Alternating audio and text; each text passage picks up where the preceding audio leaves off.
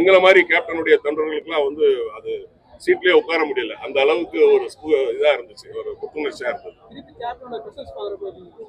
சிறப்பா இருந்தது. அதெல்லாம் வந்து நாங்கெல்லாம் பார்த்துட்டு ஸ்கிரீன்ல பார்த்துட்டு அழுத்தாங்க.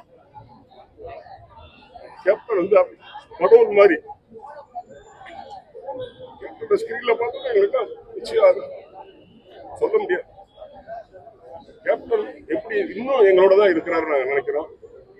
சினிமாவில் கேப்டன் வந்து ஒரு வாரிசை உருவாக்கி கொடுத்துட்டு போயிருக்காரு தம்பி சண்முக பாண்டியன். அதே மாதிரி அரசியல்லையும் ஒரு வாரிசை உருவாக்கிட்டு போயிருக்கிறாரு இவருடைய தம்பி விஜய பிரபாகரன்.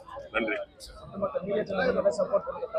ஆமா, அதாவது கேப்டன் வந்து எத்தனையோ பேரை வாழ வச்சிருக்கிறார் சினிமாவில். ஏன்னா சுமார் 420 பேரை வாழ வச்சிருக்கிறாரு. அது நடிகர்கள் ஆகட்டும், ஃபைட்டர்ஸ் ஆகட்டும், அதே மாதிரி டெக்னீஷியன் ஆகட்டும், கேமராமேன் ஆகட்டும், எத்தனையோ பேரை வாழ வச்சிருக்கிறார். உங்களுடைய அனைத்து சோசியல் மீடியாவாகட்டும், டிவி சேனல் ஆகட்டும், பத்திரிகை ஆகட்டும், உங்களுடைய சப்போர்ட் நல்லா இருந்ததுன்னா நிச்சயமா வந்து இந்த படம் வந்து ஒரு வெற்றிகரமான படமா ஓடும். 2025 ஒரு மிகப்பெரிய வெற்றி படமா அமையும். உங்களுடைய சப்போர்ட் தேவை. நன்றி.